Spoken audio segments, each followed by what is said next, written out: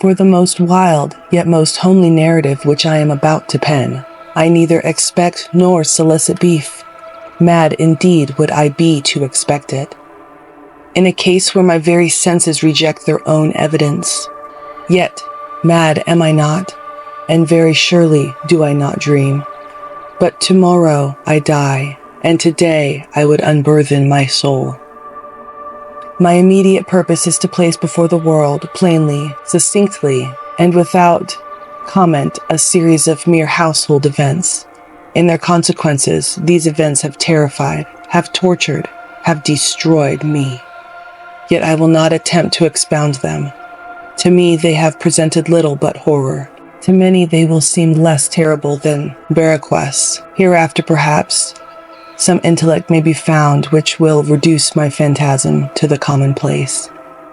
To some intellect more calm, more logical, and far less excitable than my own, which will perceive, in the circumstances I detail with awe, nothing more than an ordinary succession of very natural causes and effects. From my infancy, I was noted for the docility and humanity of my disposition. My tenderness of heart was even so conspicuous as to make me the jest of my companions. I was especially fond of animals, and was indulged by my parents with a great variety of pets. With these I spent most of my time, and never was so happy as when feeding and caressing them. This peculiarity of character grew with my growth, and in my manhood I derived from it one of my principal sources of pleasure. To those who have cherished an affection for a faithful and sagacious dog, I need hardly be at the trouble of explaining the nature or the intensity of the gratification thus derivable. There is something in the unselfish and self-sacrificing love of a brute which goes directly to the heart of him who has had frequent occasion to test the paltry friendship, and grossier fidelity of mere man. I married early and was happy to find in my wife a disposition not uncongenial with my own. Observing my partiality for domestic pets, she lost no opportunity of procuring those of the most agreeable kind. We had birds, goldfish, a fine dog, rabbits, a small monkey, and a cat. This latter was a remarkably large and beautiful animal, entirely black and sagacious as an astonishing degree.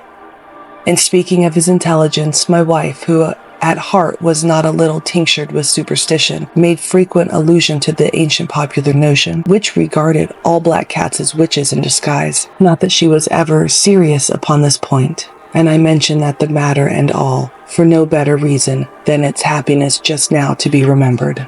Pluto, this was the cat's name, was my favorite pet and playmate. I alone fed him, and he attended me wherever I went about in the house. It was even with difficulty that I could prevent him from following me through the streets. Our friendship lasted in this manner for several years, during which my general temperament and character, through the instrumentality of the fiend intemperance, had experienced a radical alteration for the worse. I grew day by day more moody, more irritable, more regardless of the feelings of others. I suffered myself to the use intemperate language to my wife. At length, I even offered her personal violence. My pets, of course, were made to feel the change in my disposition. I not only neglected but ill-used them. For Pluto, however, I still retained sufficient regard to restrain me from maltreating him, as I made no scruple of maltreating the rabbits, the monkey, or even the dog, when by accident or through affection they came in my way. But my disease grew upon me, for what disease is like alcohol? At the length even Pluto, who was now becoming old and consequently somewhat peevish, even Pluto began to experience my effects of my ill temper. One night, returning home, much intoxicated, from one of my haunts about town, I fancied that the cat avoided my presence, when, in his fight at my violence, he inflicted a sight wound upon my hand with his teeth. The fury of a demon instantly possessed me. I knew myself no longer. My original soul seemed at once, it takes its flight from my body, and a more than fiendish malevolence, gin-nurtured, thrilled every fiber of my frame. I took from my waistcoat pocket a penknife, opened it, and grasped the poor beast by the throat and deliberately cut one of its eyes from its socket. I blush, I burn, I shudder, while I pen the damnable atrocity. When reason returned with the morning, when I had slept off the fumes of the night's debauch, I experienced a sentiment half of horror, half of remorse, for the crime of which I had been guilty, but it was at best a feeble and equivocal feeling, and the soul remained untouched. I again plunged into excess and soon drowned in wine all memory of the deed. In the meantime, the cat slowly recovered. The socket of the lost eye presented, it is true, a frightful appearance, but he no longer appeared to suffer any pain. He went about the house as usual, but, as might be expected, fled in extreme terror at my approach. I had so much of my old heart left, as to be at first grieved by this evident dislike on the part of a creature which had once so loved me, but this feeling soon gave place to irritation, and then came, as if to my final and irrevocable overthrow, the spirit of perverseness. Of this spirit philosophy takes no account, yet I am no more sure that my soul lives than I am that perverseness is one of my primitive impulses of the human heart, one of the indivisible primary faculties or sentiments which give direction to the character of man, who has not 100 times found himself committing a vile or silly action for no other reason than because he knows he should not. Have we not a perpetual inclination in the teeth of our best judgment to violate that which is law merely because we understood it to be such? The spirit of perverseness. I say I came to my final overthrow. It was this unfathomable longing of the soul to vex itself, to offer violence to its own nature, to do nothing for the wrong's sake only, that urged me to continue and finally to consummate the injury I had inflicted upon the unoffending brute. One morning, in cool blood, I slipped a noose around its neck and hung it to the limb of a tree. Hung it with the tears streaming from my eyes, and with the bitterest remorse in my heart, hung it because I knew that it had loved me, and because it felt it had given me no reason of offense. Hung it because I knew that in doing so I was committing a sin, a deadly sin that would so jeopardize my immortal soul as to place it, if such a thing were possible, even beyond the reach of the infinite mercy of the most merciful, the most terrible God. On the night of the day on which this cruel deed was done, I was aroused from sleep by the cry of fire. The curtains of my bed were in flames. The whole house was blazing. It was with great difficulty that my wife, a servant, and myself made our escape from the conflagration. The destruction was complete. My entirely worldly wealth was swallowed up, and I resigned myself thenceforward to despair. I am above the weakness of seeking to establish a sequence of cause and effect between the disaster and the atrocity, but I am detailing a chain of facts, and wish to not leave even a possible link imperfect. On the day of succeeding the fire, I visited the ruins. The walls, with one exception, had fallen in. This exception was found in a compartment wall, not very thick, which stood about the middle of the house, and against which had rested the head of my bed. The plastering had here, in great measure, resisted the action of the fire, a fact which I attributed to its having been recently spread. About this wall a dense crowd were collected, and many persons seemed to be examining a particular portion of it with very minute and eager attention. The words strange, singular, and other similar expressions excited my curiosity. I approached and saw, as if graven in bas relief upon the white surface of the figure of the gigantic cat, the impression was given with an accurately truly marvelous. There was a rope about the animal's neck. When I first beheld this apparition, for I could scarcely regard it as less, my wonder and my terror were extreme, but at length reflection came to my aid. The cat, I remembered, had been hung in a garden adjacent to the house. Upon the alarm of fire, this garden had been immediately filled by the crowd, by some one of whom the animal must have been cut from the tree and thrown through an open window into my chamber. This had probably been done with the view of arousing me from sleep. The falling of other walls had compressed the victim of my cruelty into the substance of the freshly spread plaster, the lime of which, with the flames and the ammonia from the carcass had then accomplished the portraiture as I saw it. Although I thus readily accounted to my reason, if not altogether to my conscience, for the startling fact just detailed, it did not the less fail to make a deep impression upon my fancy. For months I could not rid myself of the phantasm of the cat, and during this period there came back into my spirit a half-sentiment that seemed but was not remorse.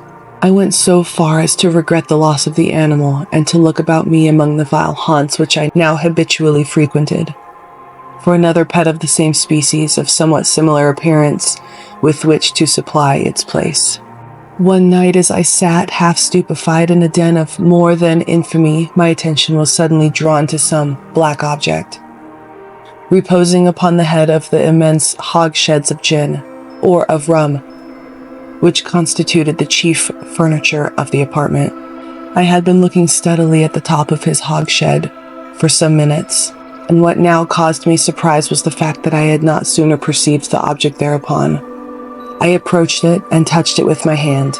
It was a black cat, a very large one, fully as large as Pluto, and closely resembling him in every respect but one. Pluto had not a white hair upon any portion of his body, but this cat had a large, although indefinite, splotch of white covering nearly the whole region of his breast.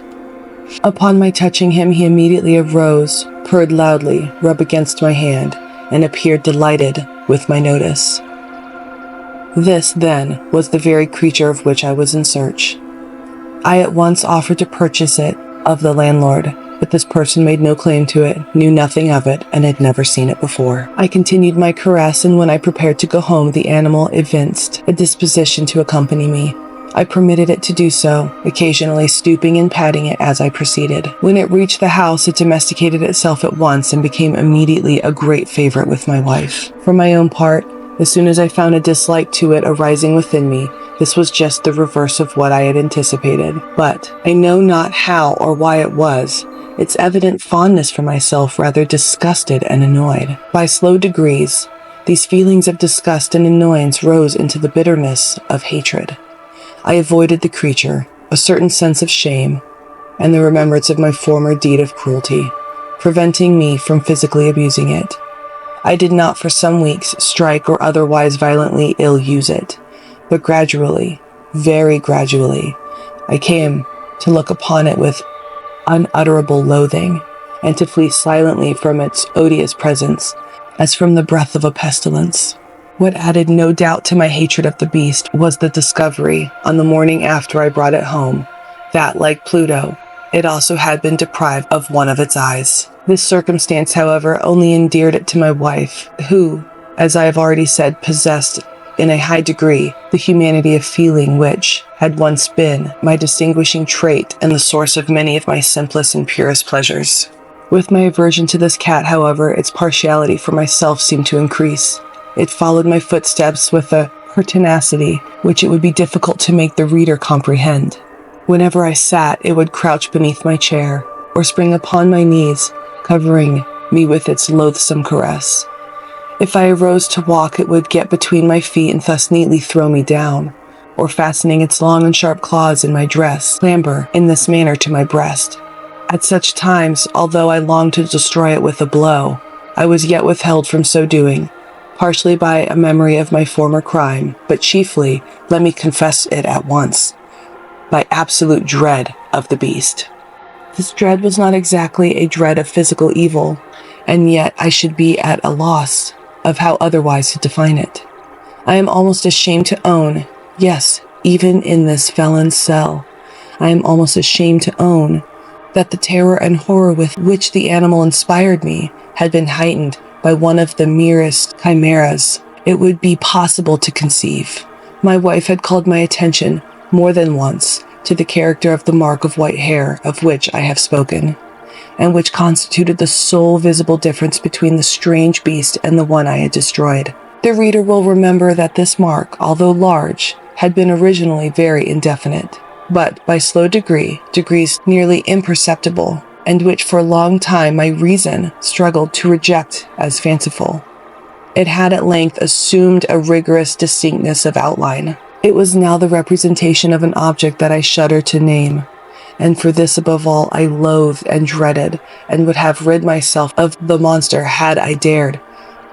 It was now, I say, the image of a ghastly thing, of the gallows. O mournful and terrible engine of horror and of crime, of agony and of death. And now was I indeed wretched beyond the wretchedness of mere humanity, and a brute beast whose fellow I had contemptuously destroyed, a brute beast to work out for me, a man fashioned in the image of high God, so much of insufferable woe. Alas, neither by day nor by night knew I the blessing of rest any more. During the former, the creature left me no moment alone, and in the latter, I started hourly from demons of unutterable fear to find the hot breath of the thing upon my face and its vast weight, an incarnate nightmare that I had no power to shake off, incumbent eternally upon my heart.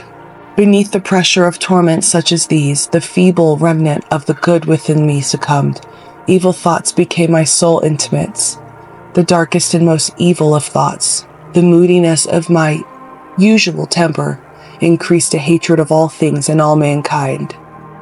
While from the sudden, frequent, and ungovernable outburst of a fury to which I now blindly abandoned myself, my uncomplaining wife, alas, was the most usual and the most patient of sufferers. One day she accompanied me upon some household errand into the cellar of the old building which our poverty compelled us to inhabit. The cat followed me down the steep stairs, and nearly throwing me headlong, exasperated me into madness. Uplifting an axe and forgetting in my wrath the childish dread which had hit her too stayed my hand. I aimed a blow at the animal which of course would have proved instantly fatal had it descended as I wished. But this blow was arrested by the hand of my wife, goaded by the interference into a rage more than demoniacal. I withdrew my arm from her grasp and buried the axe in her brain. She fell dead upon the spot without a groan. This hideous murder accomplished, I set myself forthwith, and with entire deliberation, to the task of concealing the body. I knew that I could not remove it from the house, either by day or by night. Without the risk of being observed by the neighbors, many projects entered my mind. At one period I thought of cutting the corpse into minute fragments and destroying them by fire. At another I resolved to dig a grave for it in the floor of the cellar. Again I deliberated without casting it in the wall in the yard, about packing it in a box, as if merchandise, with the usual arrangements, and so getting a porter to take it from the house. Finally, I hit upon what I considered a far better expedient than either of these. I determined to wall it up in the cellar, as the monks of the Middle Ages are recorded to have walled up their victims.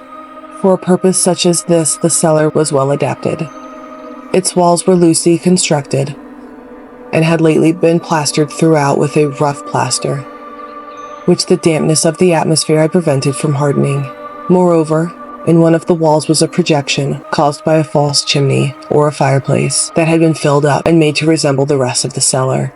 I made no doubt that I could readily displace the bricks at this point, insert the corpse, and wall the whole up as before, so that no eye could detect anything suspicious. And in this calculation I was not deceived. By means of a crowbar, I easily dislodged the bricks, and having carefully deposited the body against the inner wall, I propped it in that position, while, with little trouble, I relaid the whole structure as it originally stood. Having procured mortar, sand, and hair with every possible precaution, I prepared a plaster which could not be distinguished from the old, and with this I very carefully went over the new brickwork. When I had finished, I felt satisfied that all was right. The wall did not present the slightest appearance of having been disturbed. The rubbish on the floor was picked up with the minutest care. I looked around triumphantly and said to myself, "Here at least, then, my labor has not been in vain." My next step was to look for the beast which had been the cause of so much wretchedness, for I had at length firmly resolved to put it to death. Had I been able to meet with it at the moment, there could have been no doubt of its fate. But it appeared that the crafty animal had been alarmed at the violence of my previous anger, and forbore to present itself in my present mood. It is impossible to describe, or to imagine, the blissful sense of relief which the absence of the detested creature occasioned in my bosom. It did not make its appearance during the night, and thus, for one night at least, since its introduction to the house, I soundly and tranquilly slept. I slept even with the burden of murder upon my soul. The second and the third day passed, and still my tormentor came not. Once again I breathed as a free man. The monster in terror had fled the premises forever. I should behold it no more. My happiness was supreme. The guilt of my dark deed disturbed me but little. Some few inquiries had been made, but these had been readily answered. Even a search had been instituted, but of course, nothing was to be discovered. I looked upon my future felicity as secured. Upon the fourth day of the assassination, a party of the police came, very unexpectedly, into the house and proceeded again to make rigorous investigation of the premises. Secure, however, in the inscrutability of my place of concealment, I felt no embarrassment whatsoever. The officers bade me accompany them in their search. They left no nook or corner unexplored. At length, for the third or fourth time, they descended into the cellar. I quivered not in a muscle. My heart beat calmly, as that of one who slumbers in innocence. I walked the cellar from end to end. I folded my arms upon my bosom and roamed easily to and fro. The police were thoroughly satisfied and prepared to depart. The glee at my heart was too strong to be restrained. I burned to say, if but one word, by way of triumph and to render doubly sure their assurance of my guiltlessness. Gentlemen, I said at last, as the party ascended the steps, I delight to have allayed your suspicions. I wish you all health and a little more courtesy. By the by, gentlemen, this is a very well-constructed house. In the rabid desire to say something easily, I scarcely knew what I uttered at all. I may say an excellently well-constructed house. These walls, are you going, gentlemen? These walls are solidly put together, and here, through the mere frenzy of bravado, I rapped heavily with a cane, which I held in my hand, upon that very portion of the brickwork behind which stood the corpse of the wife of my bosom. But may God shield and deliver me from the fangs of the arch-fiend. No sooner had the reverberation of my blows sunk into silence than I was answered by a voice from within the tomb, by a cry, at first muffled and broken, like the sobbing of a child, and then quickly swelling into the long, loud, and continuous scream, utterly anomalous and inhuman, a howl, a wailing shriek, half of horror and half of triumph, such as might have arisen only out of hell, conjointly from the throats of the damned in their agony and of the demons that exult in the damnation. Of my own thoughts, it is folly to speak. Swooning, I staggered to the opposite wall.